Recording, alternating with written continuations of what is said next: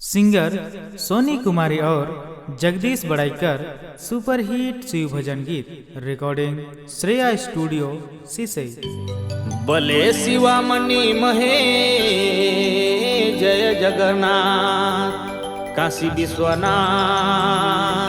प्रयाग के महादेव जय जय हे महादेव।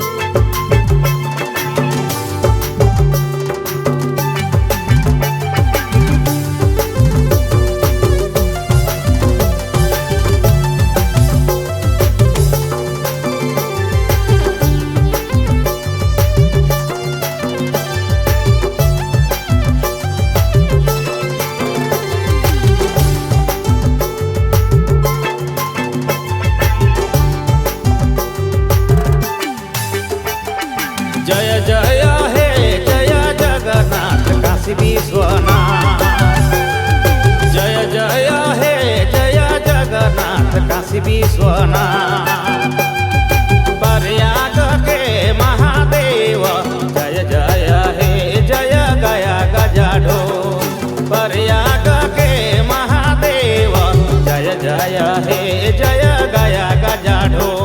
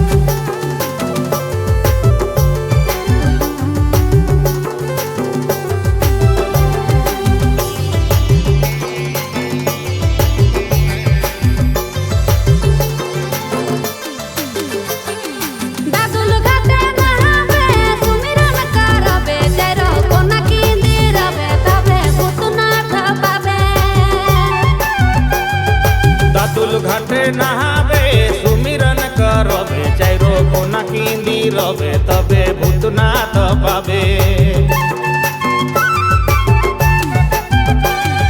दादुल घाटे नहावे सुमिरन करबे चारो कोना किंदी रबे तबे भूतनाथ पावे। दादुल घाटे नहावे सुमिरन करबे चारो कोना किंदी रबे तबे भूतनाथ पावे। जय जय हे जय जगन्नाथ काशी विश्वनाथ प्रयाग के महादेव जय जय हे जय गया गजाढोल प्रयाग के महादेव जय जय हे जय गया गजाढोल।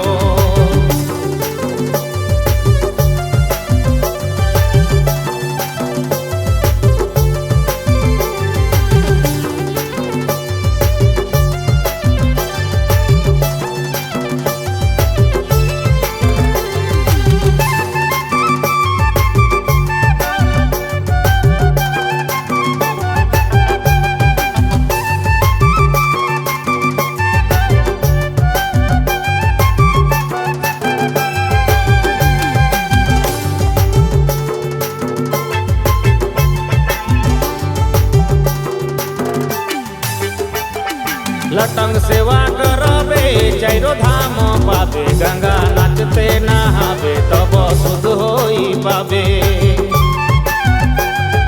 लटंग सेवा करबे चारो धाम पावे गंगा नाचते नहावे तबे शुद्ध होई पावे। लटंग सेवा करबे चारो धाम पाबे गंगा नाचते नहाबे तब शुद्ध होई पाबे लखन सेवा कराबे चारो धाम पाबे गंगा नाचते नहाबे तबे शुद्ध होई पाबे जय जय जय जगन्नाथ काशी विश्वनाथ प्रयाग के महादेव जय जय हे जय गया गजाढो प्रयाग के महादेव जय जय हे जय गया गजाढो जय जय हे जय जगन्नाथ काशी विश्वनाथ जय जय हे जय जगन्नाथ काशी विश्वनाथ प्रयाग के महादेव जय जय हे जय गया गजाढो